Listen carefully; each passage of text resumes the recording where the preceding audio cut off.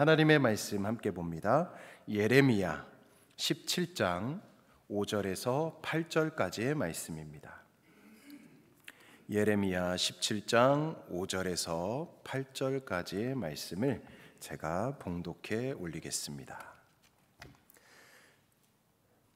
여호와께서 이와 같이 말씀하시니라. 무릇 사람을 믿으며 육신으로 그의 힘을 삼고 마음이 여호와에게서 떠난 그 사람은 저주를 받을 것이라.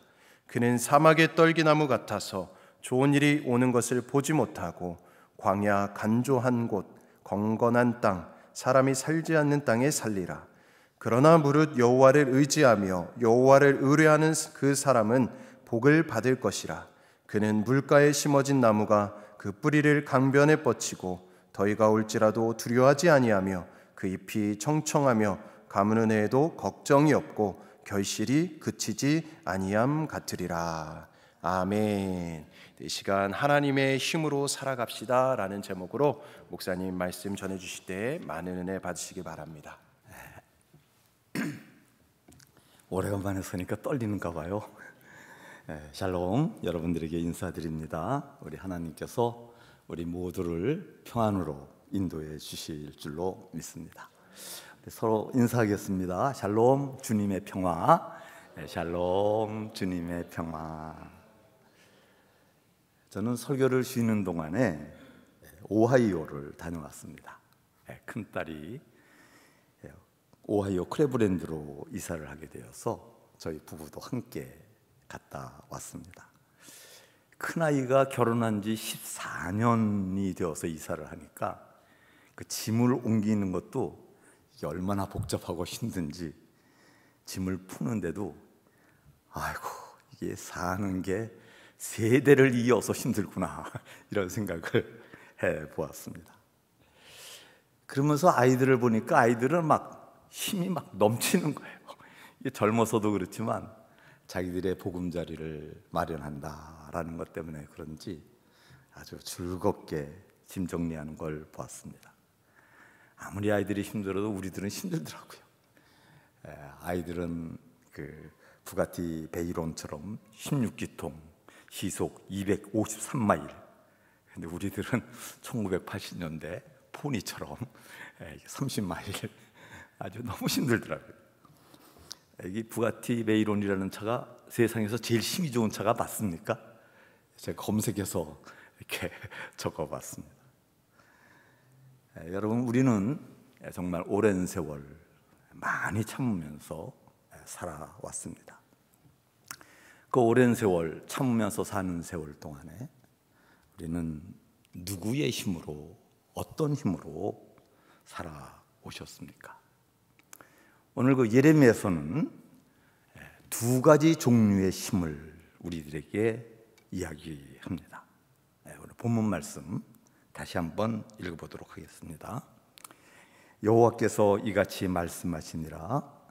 무릇 사람을 믿으며 육신으로 그의 힘을 삼고 마음이 여호와께서 떠난 그 사람은 저주를 받을 것이라. 다 같이요.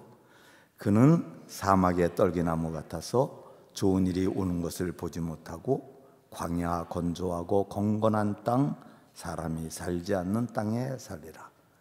그러나 무릇 여호와를 의지하며 여호와를 의뢰하는 그 사람은 복을 받을 것이라. 그는 물가에 심겨진 나무가 그 뿌리를 강변에 뻗치고 더위가 올지라도 두려워하지 아니하며 그 잎이 청청하며 가무는 해에도 걱정이 없고 결실이 그치지 아니함 같으리라.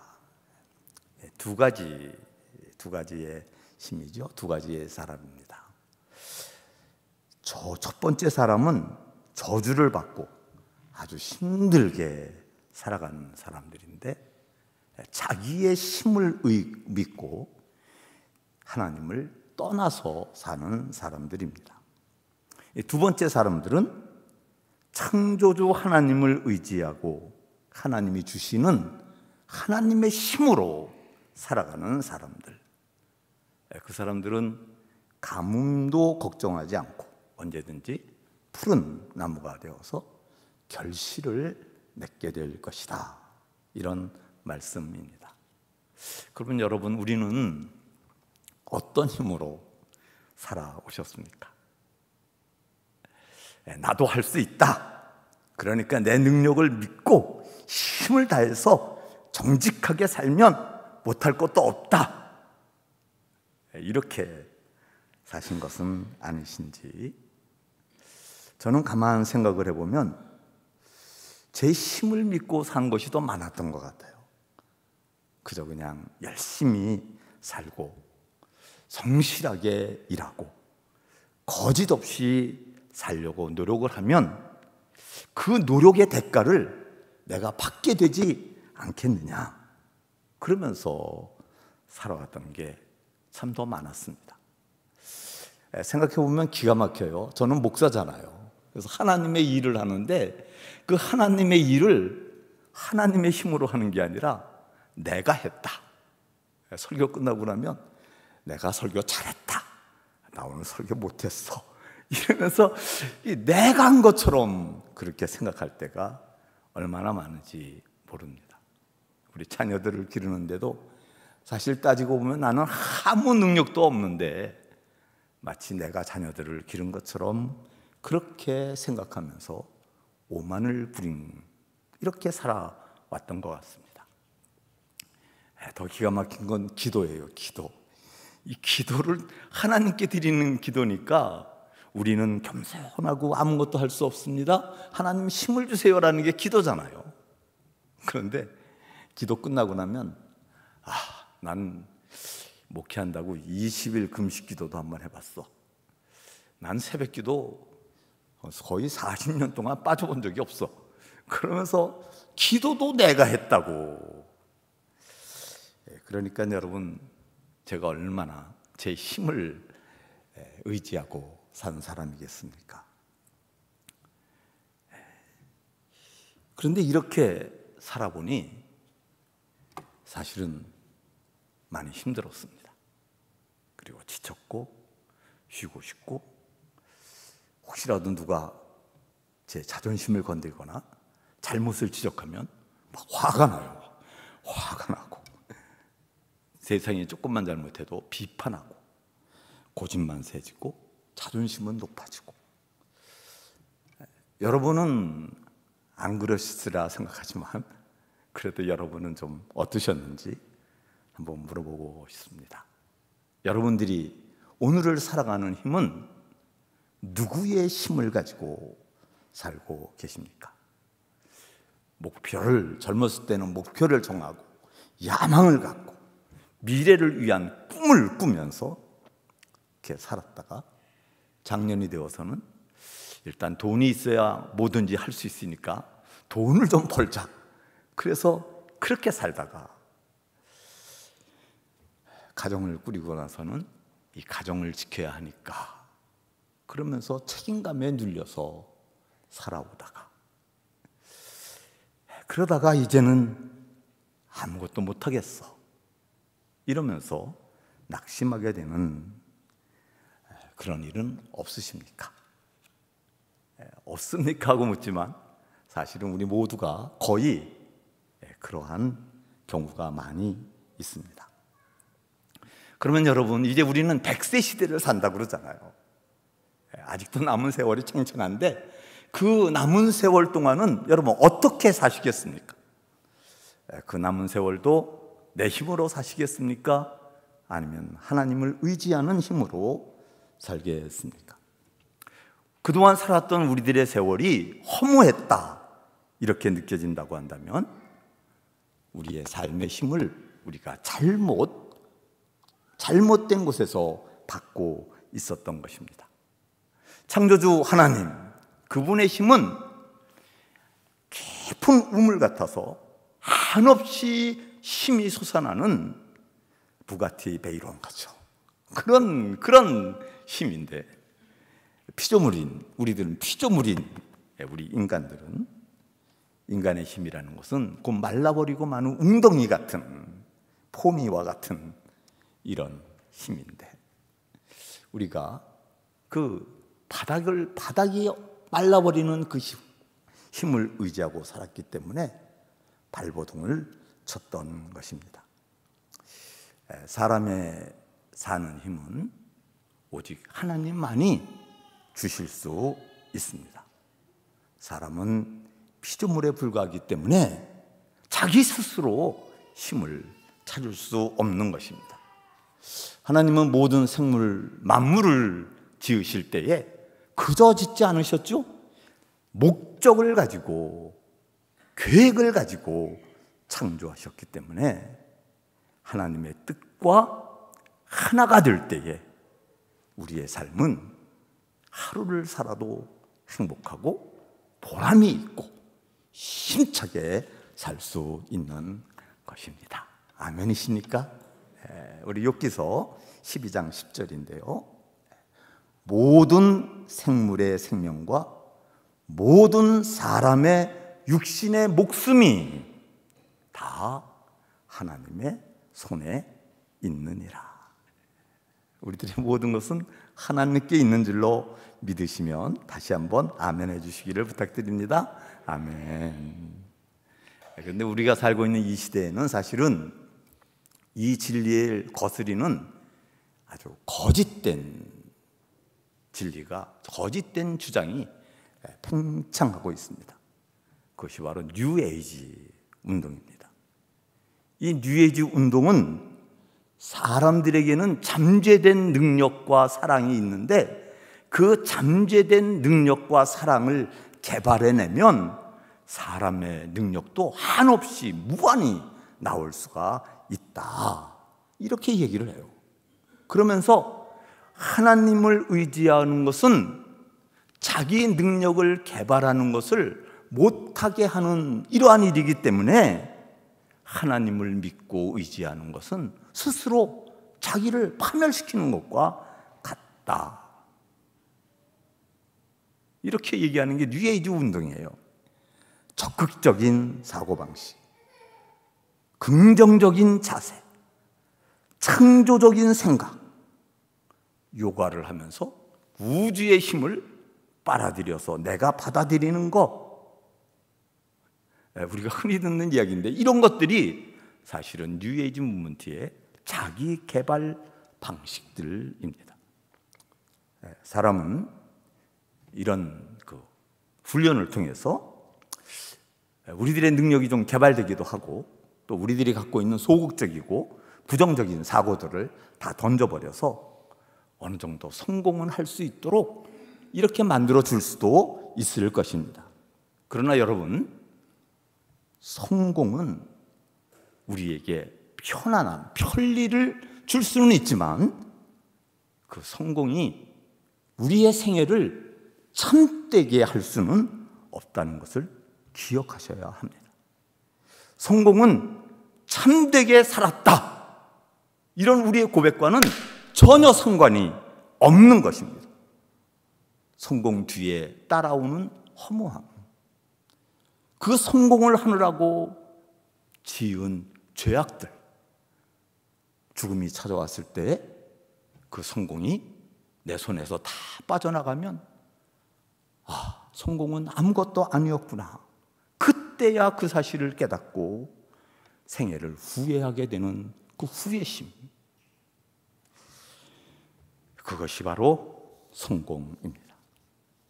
그러므로 사랑하는 여러분, 우리들은 창조하신 창조주 하나님을 믿어서 나를 창조하신 하나님과 내가 하나가 되어서 이 세상이 흔들리더라도 하나님이 흔들리지 않기 때문에 우리도 흔들리지 않는 이러한 삶을 우리가 반드시 얻어야 할 것입니다. 하나님과 하나 된다는 것, 그것은 첫째로 하나님 아버지의 뜻을, 내가 무엇을 하든지 이것은 하나님 아버지의 뜻이다, 이런 확신을 갖고 행하는 것.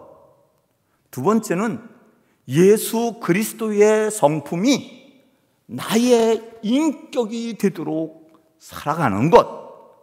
세 번째는 항상 성령이 충만해서 성령의 감동을 받고 살아가는 성도가 되는 것, 이것이 하나님과 내가 하나가 되는 것이라는 것을 말하고 있는 것입니다. 사랑하는 여러분, 우리들은 나의 힘으로 살아가지 아니하고 오직 나를 창조하신 하나님 아버지의 힘으로 살아가는 우리들이 되시기를 다시 한번 간곡하게 주님의 이름으로 부탁을 드립니다. 우리가 하나님의 힘을 의지하며 살아가기 위해서 제일 먼저 우리가 해야 할 것은 하나님과 내가 관계를 맺고 살아가는 이러한 존재라는 것을 믿으셔야 합니다. 하나님은 나를 만드실 때에 그냥 만들지 않으셨습니다. 목적을 가지고 나를 만들어 주셨습니다. 우리들은 부모들의 생물학적인 이유 때문에 어쩌다가 태어난 존재가 아닙니다. 하나님이 나를 만들어서 무작정 우주에다가 지구에다가 던져버린 이런 존재도 아닙니다. 하이데거가 말한 것처럼 우주 속에 던져진 실존이다. 이렇게 되면 우리 마음에는 허무가 밀려올 수밖에 없습니다. 인생을 좌절할 수밖에 없는 것입니다. 하나님은 우리의 육체를 만들기 전부터 내가 너를 만들어서 나의 선한 목적과 계획을 이룰 것이다. 그리고 우리를 창조하시었습니다. 아멘이십니까? 이게 우리들이에요, 이게. 지금 이 시간 우리가 이곳에 앉아있고 이곳에서 뉴욕 성결교회에서 함께 은혜의 삶을 사는 것은 하나님께서 당신의 목적대로 우리를 인도해 주시는 것. 하나님은 우리가 태어날 때부터 우리와 함께 하시기를 원하시고 우리와 관계하시기를 원하시고 내가 너와 하나 되기를 원하신다. 우리와 하나 되는 관계를 우리 하나님은 간절히 원하십니다. 물론 우리들 가운데는 출생할 때부터 건강하지 못한 육체를 가지고 참 불행하게 태어나는 것처럼 보이는 사람들도 있습니다. 또 어떤 아이들은 요즘은 더 그렇죠. 건전하지 못한, 행복하지 못한 가정에서 태어나서 고통스럽게 자라갈 것처럼 잘못될 것처럼 생각되기도 합니다. 저도 어렸을 때 여러분은 모르시죠. 어렸을 때 왜 하필이면 이렇게 가난한 집에 태어나가지고 이렇게 굶기를 밥 먹듯이 해야 되나? 나는 왜 이렇게 가난한 집에 태어났나? 이런 생각을 참 많이 했었습니다. 그러나 여러분, 이러한 어려움들이 우리를 지배하지 못합니다. 그 이유는 하나님과 내가 하나가 된다고 한다면, 내 안에 하나님이 계시고 내가 하나님 안에 있다고 한다면 하나님의 관계를 끊어내지를 못하기 때문에 오히려 지금 나의 어려움이 하나님의 영광을 드러내는 빛나는 인생이 될 수 있다는 것을 우리는 믿습니다. 바울을 한번 생각해 보겠습니다. 바울의 출생은 바리새인 가문에서 태어났기 때문에 그는 자라면서 자연히 예수 그리스도를 대적하는 죄인으로 자라갑니다. 그가 회개한 후에는 평안한 삶을 살게 된 것이 아니라 이방인들에게 복음을 증거하기 위해서 온 세상을 돌아다니는 가난한 사도가 되었습니다. 그런데 그의 육체에는 또 사단의 가시가 있어서, 질병이 있어서 그냥 설교하다가 쓰러지고 안 보이고, 참 세상적으로 보면 기구한 인생이었다. 그런데 여러분, 이 사도 바울이 무엇이라고 고백을 합니까? 빌립보서 4장 13절 말씀입니다. 다 같이 시작. 내게 능력 주시는 자 안에서 내가 모든 것을 할 수 있느니라. 내게 능력 주시는 자 안에 거하면 나는 모든 것을 할 수 있다. 다윗은 이게 하나님을 잘 믿는 사람이라고 하면서 밧세바와 간통을 하고 죄를 범합니다. 아들 압살롬에게 쫓겨서 도망을 가기도 합니다.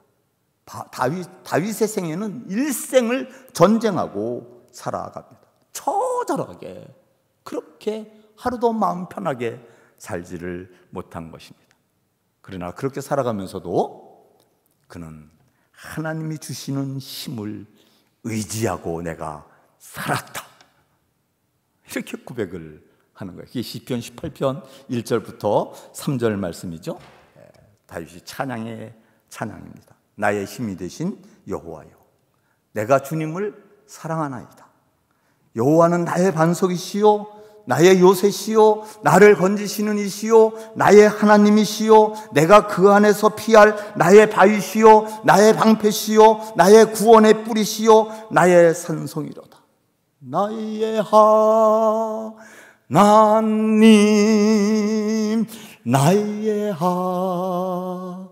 하나님, 주는 나의 여호와, 나의 구세주. 할렐루야. 일생을 전쟁으로 살아가야 했지만 하나님과 하나된 삶을 살았더니 아름다운 신앙의 인생의 고백을 찬양으로 올릴 수 있었던 것입니다.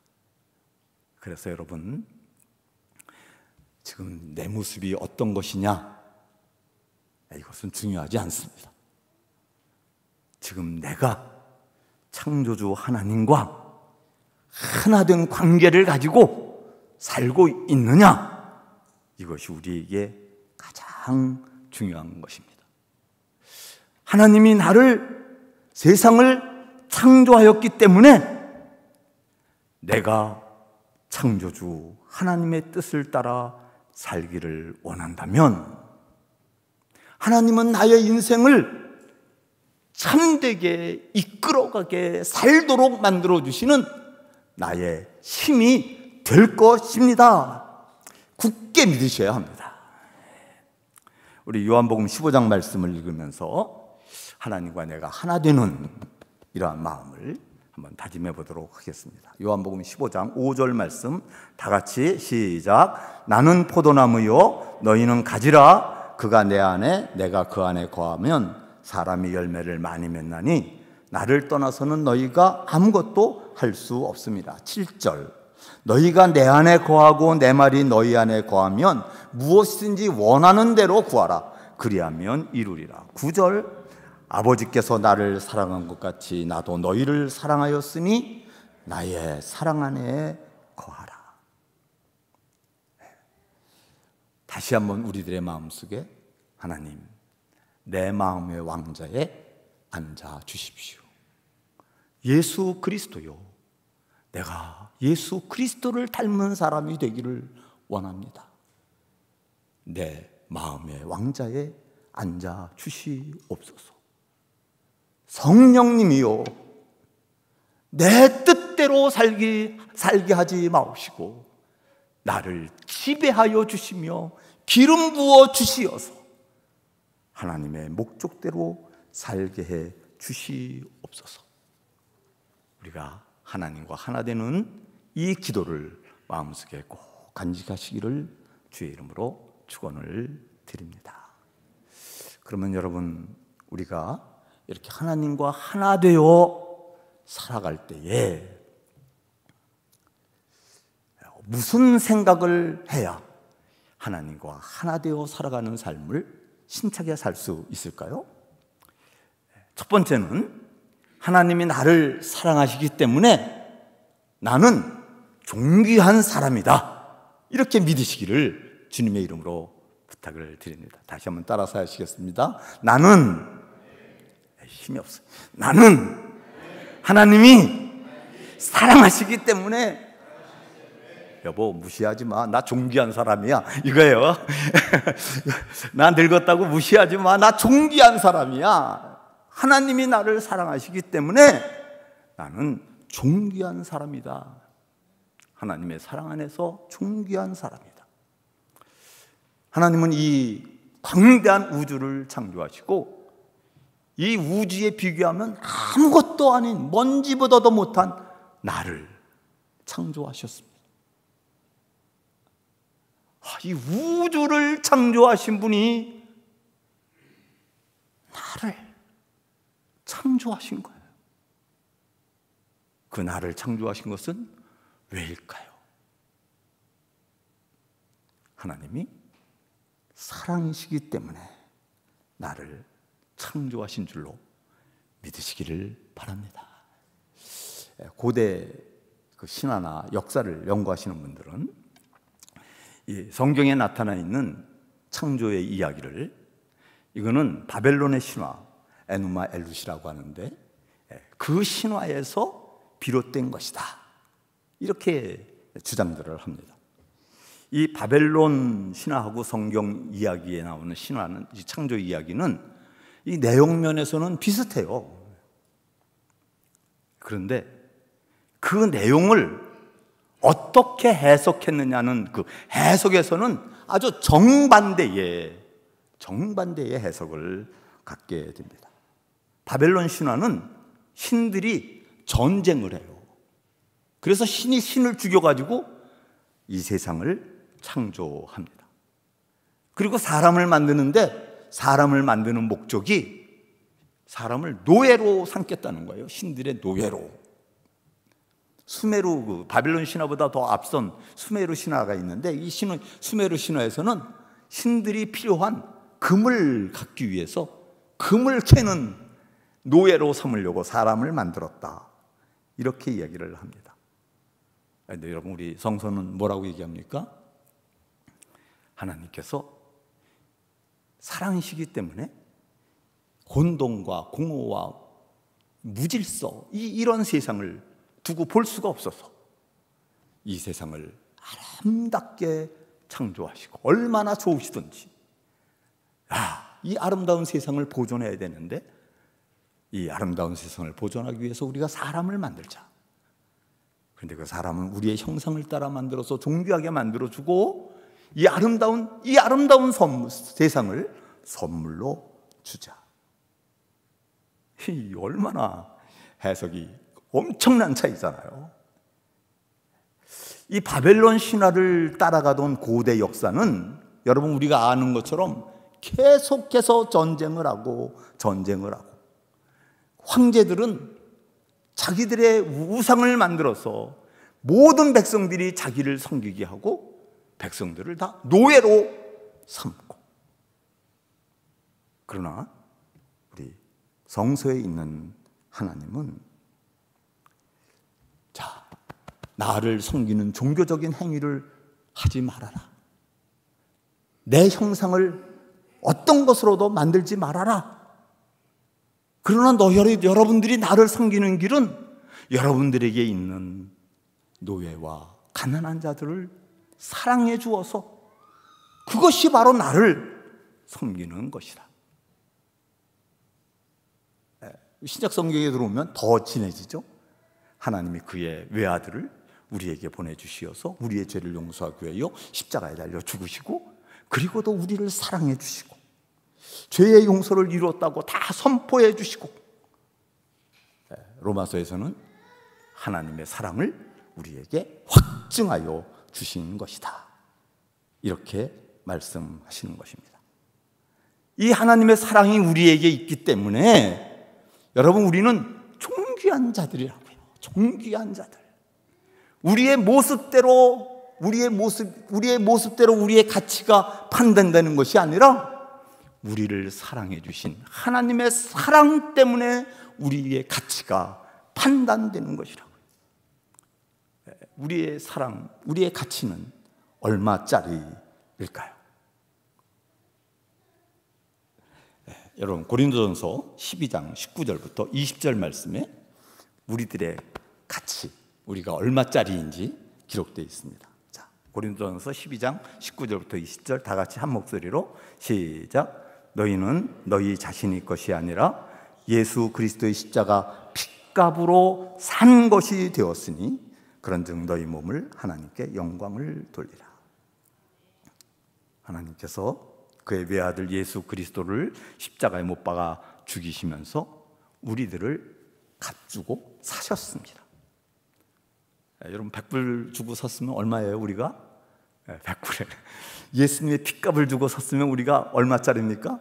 예수님의 핏값. 예수님이 존귀한 것처럼 우리들도 예수님처럼 존귀한 사람들입니다. 우리는 존귀한 사람들입니다. 그런데 우리 이 존귀한 것을 자꾸 깎아버리고 디스카운트 시키는 이런 것들이 있어요. 우리 상처입니다. 상처. 우리는 지난날 수많은 세월을 살아오면서 많은 무시도 당하고 배신도 당하고 실수도 하고 죄를 짓기도 하고 죄책감이 쌓이기도 하고 우리의 영혼에 상처가 가득해진 것입니다. 그 상처 때문에 우리들은 우리들이 얼마나 존귀한 사람들인지를 깨닫지를 못하는 거예요. 감사한 것은 그 상처가 아무리 많다 할지라도 하나님의 사랑으로 감당치 못할 상처는 없습니다. 할렐루야. 어떠한 잘못이라도 큰 상처라도 하나님의 사랑이면 다 치유되고 없애버릴 수가 있는 것입니다. 밤마다 우리들을 괴롭히는 죄책감이 있습니까?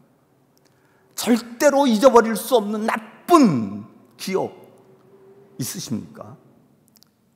하나님의 사랑을 믿고 우리가 하나님의 사람이라는 것을 기억한다면 우리는 치유받고 평안을 얻을 수가 있는 것입니다. 여러분, 우리는 하나님과 하나 되는 우리 여러분들 모두 되시기를 주의 이름으로 축원을 드립니다. 부모님들을 사랑해야겠다. 그건 뭐 당연한 거 아닙니까? 내 자녀들을 사랑해야겠다. 당연한 거죠. 우리 부부가 서로 사랑해야겠다. 당연한 거죠. 이웃을 위해서 남모르게 내가 사랑을 베풀어야겠다. 친절해야겠다. 당연한 거죠. 여러분, 당연한 것이기 때문에 소홀히 하지 마시기를 바랍니다. 우리의 마음속에 나는 하나님의 사랑으로 하나님과 하나 된 사람이야. 이것은 나에게 가장 소중한 일이야.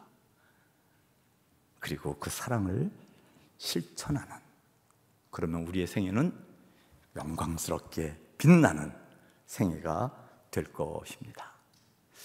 교회를 사랑하는 거, 하나님을 사랑하는 거 중요한 것입니다. 그런데 많은 분들이 교회는 많은 사람들이 모이니까 내가 안 해도 딴 사람들이 하겠지. 그리고 미루는 거예요. 하나님은 우리에게 베푸시는 분이지 우리는 그분에게 받으면 됐지 뭘 또 우리가 그 하나님께 드려. 그러면서 안 드리는 거예요. 여러분, 우리가 교회를 사랑하고 하나님을 사랑하는 것을 의무적이나 율법적으로 행해서는 안 됩니다. 하나님께 예배를 드리는 마음으로 신령과 진정으로 우리가 하나님을 사랑하고 교회를 사랑하는 우리들이 될 때에 우리들의 영혼은 풍성한 영적인 삶으로 바뀌게 될 줄로 이렇게 믿습니다. 두 번째는 여러분, 하나님은 신실하시다라는 것을 꼭 기억하셔야 합니다. 사도 바울은 그의 육체의 질병 때문에 고초를 겪어야 했습니다. 그 질병이 어떤 분들은 안질이다. 그래서 이게 앞이 안 보였다는 거예요. 또 어떤 분들은 간질이다. 이렇게 얘기해요. 간질이면 설교하다가 막 넘어가는 거 아니에요. 얼마나 부끄러워요. 그래서 막 바울은 저거는 하나님께 저주받은 자라고 이렇게 막 공격을 받은 거예요. 뭐가 맞는지는 모릅니다. 안지를 얘기한 건지 간지를 얘기한 건지 두 가지를 다 얘기한 건지 몰라요. 그러나 바울은 이것 때문에 하나님께 나가서 기도하는데 목숨을 걸고 기도했다고 그러니까 그걸 3번이나 해요. 3번. 목숨을 걸고 기도해서 다 죽어가는데 이루어지잖아요. 또 2번째 안 되겠다, 이거 기도해야지. 그리고 기도했는데 또 안 돼요. 3번째 또 기도했는데 또 안 돼요. 그동안 사도 바울의 마음속에 쌓인 그 아픔은 얼마나 컸겠어요. 무엇보다 하나님, 왜 내 기도는 응답해 주지 않으시는 거예요? 다른 사람을 위한 기도는 응답해 주면서 왜 내 기도는, 하나님 지금 어디 계신 거예요? 하나님은 나와 상관이 있기는 있는 거예요? 하나님은 왜 나를 버리시는 거예요? 나는 하나님의 일을 이렇게 하는데 하나님은 왜 내게 고통을 주시는 거예요? 여러분, 이것은 바울의 고백만이 아니죠? 우리들의 고백이기도 한 것입니다. 우리들도 이런 경험을 하고 있습니다. 정작 하나님의 도움이 꼭 필요하고 이 문제를 해결해야 되는데 하나님은 계시지를 않는 거예요. 오시지를 않는 거예요. 아무도 오지를 않는 거예요. 바울은 그때에 하나님의 신실하시다, 하나님은 신실하시다, 그리고 그분을 신실함을 믿고 기도하고 그 기도의 응답을 받습니다. 사도 바울이 고린도후서 12장에서 7절부터 10절 말씀에 이렇게 그 응답을, 하나님이 주신 응답을 고백합니다. 여러 계시를 받은 것이 지극히 크므로 나를 자만하지 않게 하시려고 내 육체에 가시 곧 사단의 사자를 주셨으니 이는 나를 쳐서 너무 자만하지 않게 하려 하심이라. 이것이 내게서 떠나가게 하기 위하여 내가 3번 주께 간구하였더니 나에게 이르시기를 내 은혜가 네게 족하도다. 이는 내 능력이 약한 데서 온전하여 짐이라 하신지라. 그러므로 도리어 내가 크게 기뻐함으로 나의 여러 약한 것들에 대하여 자랑하리니 이는 그리스도의 능력이 내게 머물게 하려 함이니라. 그러므로 내가 그리스도를 위하여 약한 것들과 능욕과 궁핍과 박해와 공고를 오히려 내가 기뻐하노니 이는 내가 약한 그때에 강해지기 때문이니라. 네, 여러분, 우리들도 어려움 앞에서 당황하고 어쩔 줄 몰라 합니다. 그러나 그 어려움 앞에서도 하나님은 조금도 변함이 없으신 신실하신 하나님이십니다. 모세 앞에 놓여있는 홍해바다, 그 바다는 태초부터 넘실거리는 바다였습니다. 그리고 지금도 넘실거리고 절대로 멈추지를 않았던 바다였습니다. 절대로 변화시킬 수 없는 환경이었습니다. 그런데 그 홍해 바다보다도 더 변할 수 없는 것, 홍해 바다를 만드신 하나님. 아멘이십니까? 그 하나님의 약속은 절대로 변할 수 없는 거예요. 그래서 홍해 바다가 변하지 않고 넘실거렸지만 하나님의 약속, 이스라엘을 구원하시겠다고 하는 그 약속은 여전히 신실하게 남아 있어서 결국은 홍해 바다가 갈라지고 마른 길이 열린 것입니다. 앞으로 우리 남은 생애에 어떤 일들이 일어날까요?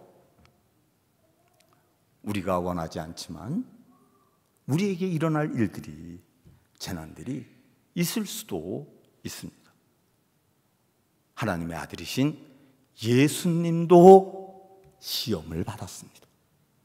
동방의 의인 욥도 고난을 당했습니다. 그러므로 우리들 앞에 어려움이 없을 것이라고 하는 장담은 어느 누구도 할 수 없습니다. 그러면 걱정하고 살까요? 아닙니다. 그렇기 때문에 우리는 변함이 없으신 하나님의 신실하심을 할렐루야, 우리의 마음속에 또 다짐하고 또 다짐하는 이러한 성도들이 되어야 할 줄로 믿습니다. 여러분, 이 하나님의 신실하심에는 특징이 하나 있어요.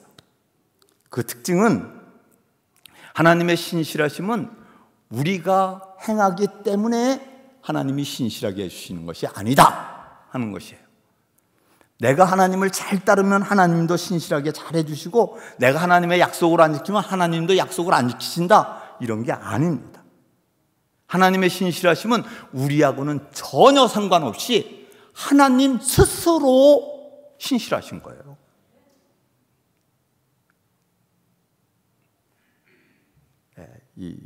이것을 신학적으로는 하나님의 주권적인 신실함, 약속이라고 얘기를 해요.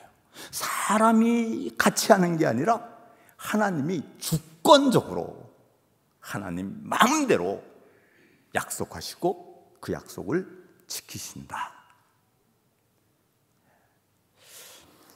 제가 하나님이 얼마나 우리에게 신실하게 행하시는지 그 말씀을 몇 군데 이렇게 조사를 해서 영상에 올렸습니다. 한번 우리 읽어보도록 하겠습니다. 신명기서 31장 8절 시작.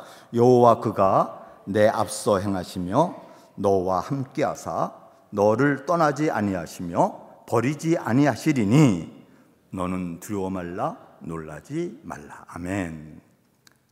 예레미야서 29장 11절 나 여호와가 말하노라 너희를 향한 나의 생각은 내가 아나니 재앙이 아니라 곧 평안이요 너희 장래에 소망을 주려는 생각이라. 아멘. 이사야서 26장 3절 주께서 신지가 견고한 자를 평강의 평강으로 지키시리니